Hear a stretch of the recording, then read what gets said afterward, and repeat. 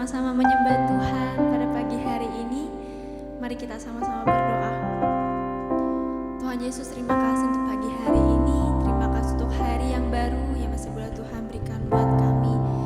Dan tiba saatnya Tuhan, kami mau menyembah Engkau.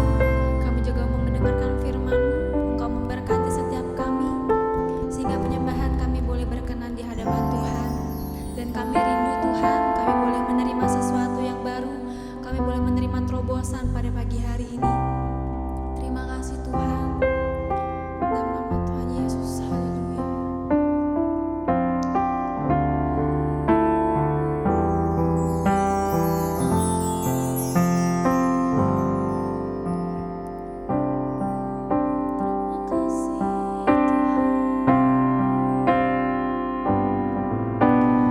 Roh Kudus hadir di sini,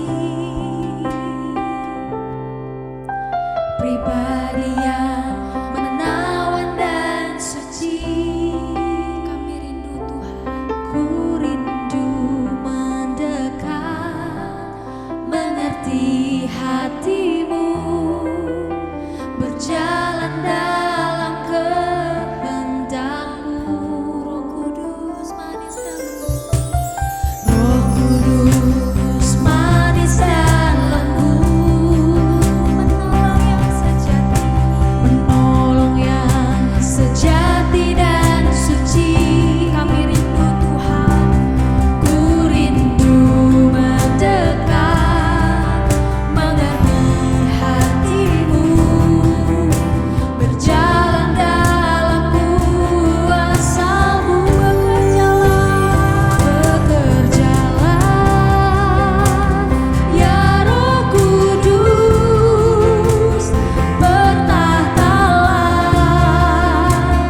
lebih lagi, urapan-Mu lawatanku, Kaulah yang ku perlu, Kau terutama di hidupku. Mari kita undang Roh Kudus datang pagi hari ini. Roh Kudus hadir di sini, pribadi yang menawan dan suci. Ku rindu mendekat, mengerti hatimu, berjalan dalam kehendak-Mu. Roh Kudus manis dan lembut, Roh Kudus manis dan lembut, penolong yang sejati, penolong yang sejati dan suci. Kami rindu Tuhan mendekat dan mengerti hatimu, Tuhan, mengerti hatimu, berjalan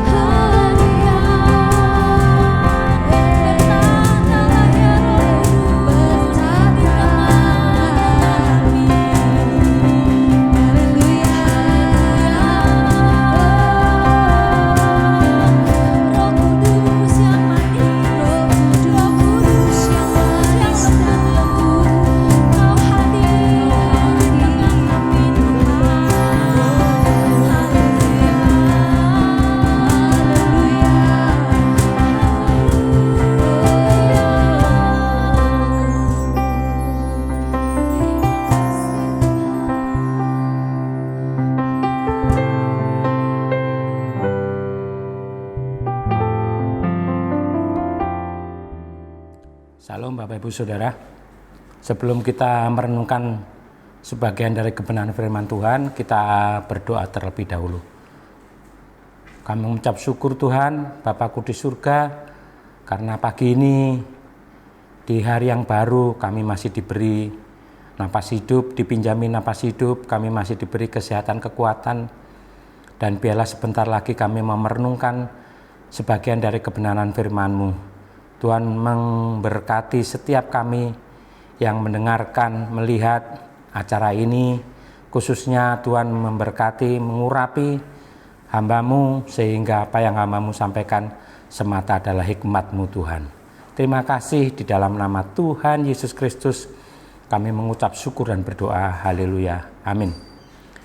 Salam Bapak Ibu Saudara, kita sama-sama buka di dalam Kisah Para Rasul. Kisah Para Rasul yang pasal yang ke-15 ayatnya yang ke-1 sampai 3.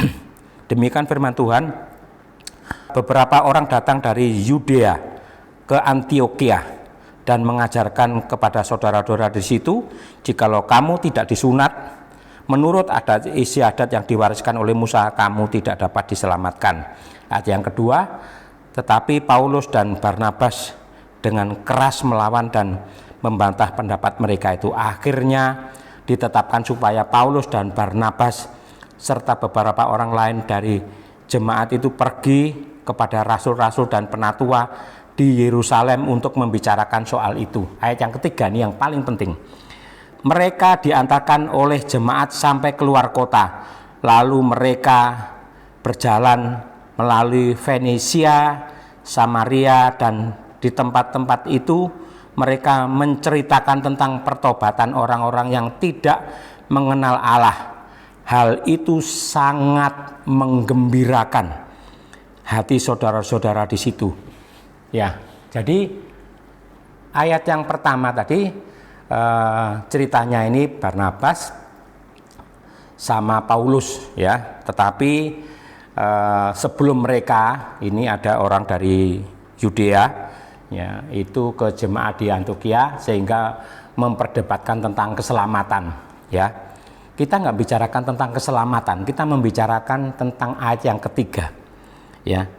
Mereka sangat menggembirakan. Jadi begitu dia perjalanan menuju dari Antiokhia ini ke bawah ini, kalau di peta ini ke Yerusalem ini, mereka membicarakan ya, sharing, kesaksian gitu, maka hal itu sangat menggembirakan ya.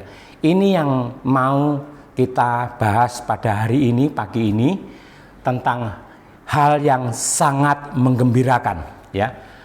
Kalau saya lihat di dalam Alkitab, di dalam bahasa Jawa itu bunga banget ya. Kalau di dalam, saya lihat di dalam King James ya, King James, New King James itu artinya sukacita ya, great joy, itu sukacita yang besar ya. Memang ini mirip-mirip saudara, antara menggembirakan dengan sukacita. Jadi kalau saya mendapat hadiah rumah besar atau villa atau apa mungkin, itu saya sangat gembira. Tetapi kalau saya ditebus dari segala dosa-dosa saya, diampuni, kemudian saya terima Yesus itu sebagai juru selamat, itu saya mendapat great joy, saya mendapat sukacita ya. Jadi sukacita itu kalau menurut Nehemia ya, kita sama-sama buka di dalam Nehemia 8 ayat yang ke-11b ya. Lalu berkatalah ia kepada mereka ya, ini yang ke-11b, sebab sukacita karena Tuhan itulah perlindunganmu ya. Artinya bahwa kalau ayat ini mengatakan bahwa sukacita karena Tuhan, berarti ada sukacita yang bukan dari Tuhan ya. Biasanya kecenderungannya orang berbicara tentang sukacita, hal-hal yang menyenangkan, menggetarkan hati itu biasanya berhubungan dengan hal-hal rohani, kalau nggak boleh dibilang hal-hal yang surgawi. Ya, jadi saya lebih cenderung di dalam Kisah Para Rasul 15 ini, ayatnya yang ketiga, itu sangat menggembirakan. Itu saya lebih cenderung pakai King James, New King James Version, itu bahwa great joy sebetulnya. Kondisinya memang kondisi yang sukacita yang besar. Ya, kenapa jemaat di Antioquia ini menjadi jemaat yang mula-mula, ya? Kalau kita lihat di dalam Kisah Para Rasul, ya, Kisah Para Rasul 11 ayat yang ke-26, di Antioquia yang B, di Antioquia lah murid-murid itu untuk pertama kalinya disebut Kristen. Jadi kalau boleh dibilang bahwa Antioquia ini kota perdagangan. Antioquia ini boleh dibilang menjadi home base atau base campnya para rasul ini tadi. Jadi mereka ke Siprus, mereka ke Seleukia atau di kota-kota sekitarnya, tetapi mereka kembali lagi ke sini, ke mana? Ke Antioquia. Ya. Jadi kalau menurut saya, kenapa Antioquia ini begitu penuh sukacita, begitu penuh kegembiraan yang meluap-luap, ya. Apalagi dikatakan tadi mereka menceritakan tentang tuean, ya, jiwa-jiwa, mereka menceritakan kebaikan Tuhan. Itu saya belum pernah lihat orang atau jemaat yang dalam kondisi ini, dan ini hanya pada waktu mereka mau ke penatua untuk menyelesaikan masalah ini tadi, ya. Pada waktu pulang dari Yerusalem, di para penatua atau dari kantornya di sana, itu mereka nggak membicarakan, ya. Mereka malah mengutus Barsabas sama Silas, ya. Jadi kalau menurut saya bahwa great joy ini, ya, atau great joy ini atau sukacita penuh ini itu adalah menjadi miliknya jemaat Antioquia. Kenapa? Ya, ada dua alasan kenapa jemaat Antioquia ini menjadi jemaat yang besar, menjadi jemaat yang menurut saya istimewa. Yang pertama, dia punya mentor, dia punya pengajar, ya. Walaupun nanti kita bicarakan tentang great joy ini tadi. Pengajarnya ada Paulus, ada Barnabas, Silas, dan lain-lain sebagainya. Sehingga itu menjadi kekuatan bagi jemaat itu untuk menjadi lebih dewasa, ya. Yang kedua alasannya, kenapa menjadi dibilang tadi di ayat tadi dibilang apa? Jemaat yang mula-mula disebut sebagai orang Kristen itu di Antioquia ini tadi, ya. Yang kedua, kalau kita mau lihat, ya, kenapa begitu istimewa, begitu sukacita jemaat di Antioquia nih, ya. Yang kedua itu di dalam Kisah Para Rasul 13, Saudara, ayat yang ke-52, ya. Demikian firman Tuhan, dan murid-murid di Antioquia penuh dengan sukacita dan dengan Roh Kudus, ya. Jadi ayat ini jelas menggambarkan bukan sangat menggembirakan, tetapi great joy-nya ini tadi, ya. Saya mau bicara begini, Saudara, bahwa kalau kita lagi membicarakan ini, ya, membicarakan tuean, jiwa-jiwa, ini kalau menurut saya ini ada suatu transfer spirit, ya. Kalau nggak boleh dibilang bahasa sononya itu impartasi, ya. Jadi saya lebih cenderung mengatakan bahwa Antioquia ini betul-betul jemaat yang luar biasa. Mereka bahkan dikatakan di 14 ayat yang ke-21, mereka memperoleh banyak murid, ya, bukan jemaat, ya. Kalau jemaat kemudian dimuridkan lagi, maka dia lebih satu level lebih ke atas daripada jemaat biasa. Murid artinya penuai ini yang selalu siap, penuh dengan Roh Kudus, penuh dengan sukacita, ini selalu siap untuk memberitakan tentang kebenaran ini, bahwa Yesuslah Sang Juru Selamat itu. Mereka di kota-kota sekitarnya, begitu selesai mereka balik lagi. Ya, ini sungguh luar biasa.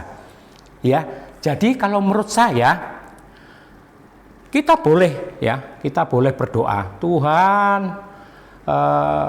berkati aku, pakai aku supaya kirimkan aku menjadi penuai jiwa-jiwa, boleh, sah saja, ya, sah saja, boleh itu.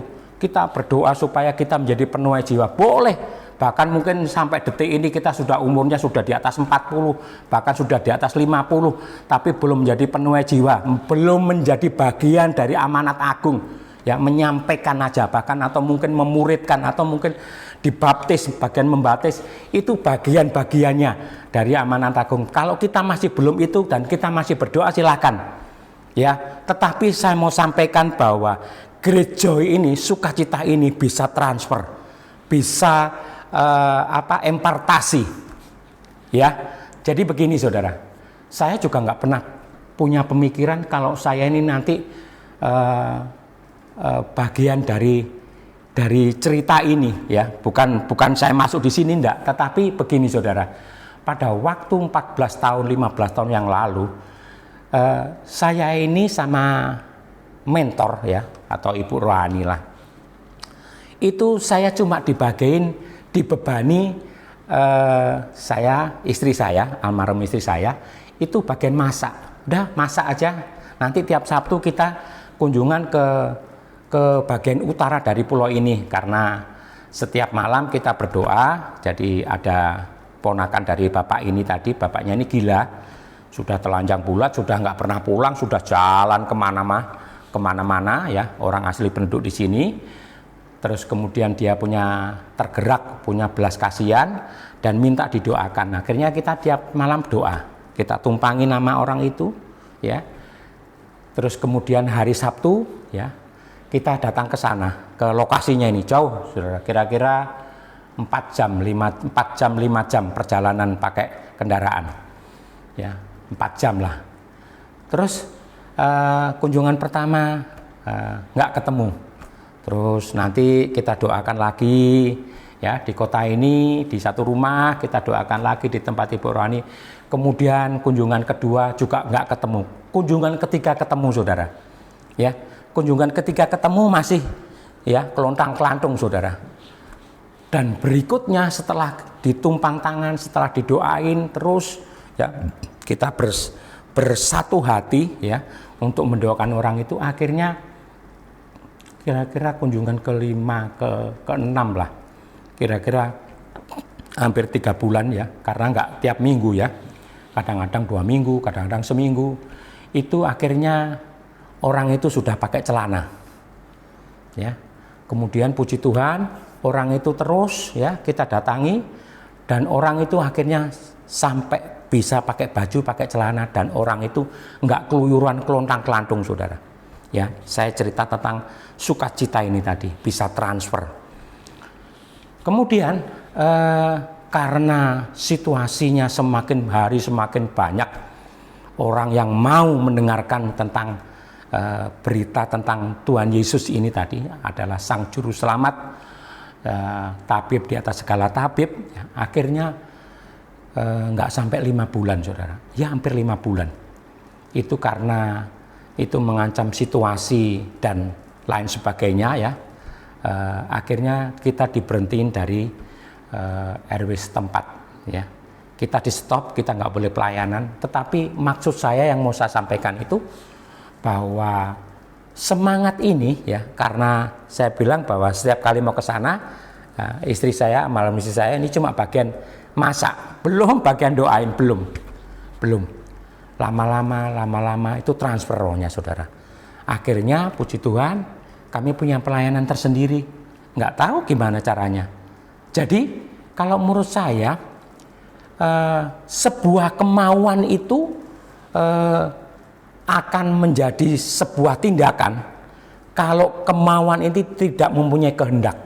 Saya ulangi lagi, sebuah kemauan itu tidak bisa menjadi sebuah tindakan kalau dia tidak ada asupannya sebuah kehendak. dan sebuah kehendak itu tidak akan terjadi, tidak akan ada kalau kita tidak mempunyai umpan atau asupan seperti ya kita dengarkan kesaksian, kita dengarkan orang-orang yang lagi pulang dari tempat yang mungkin dia punya pelayanan. Ya, jadi menurut saya nggak usah kita berdoa terus Tuhan, nggak usah. Itu sah saja. Kalau menurut saya sah saja. Bahkan ada beberapa waktu yang lalu, aku belum diutus loh, belum dikirim jiwa-jiwa. Ya silakan.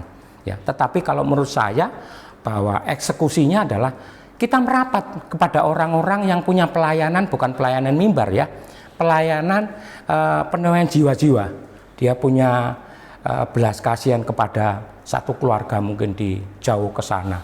Nggak usah ngomong jauh-jauh di luar pulau, di luar kota sana dia tergerak. Ya, kemudian kita sudah bagian apa yang bisa itu aja. Lama-lama sukacita itu tadi itu akan transfer saudara. Ya, sukacita itu tadi pasti transfer. Ya. Dan itu kalau menurut Nehemia tadi ya dikatakan apa? Sebab sukacita karena Tuhan ya, sukacita karena Tuhan itulah perlindungan kita. Jadi kalau sukacita kita menyaksikan kemarin ada orang kita doain, kemudian dia sembuh, kemudian sampai dan lain sebagainya itu kita dengerin aja. Itu akan menjadi kekuatan kita dan itu transfer. Nggak usah nunggu Tuhan nanti kasih kirim jiwa, bisa itu Tuhan kirim jiwa bisa. Tapi kalau menurut saya kalau kita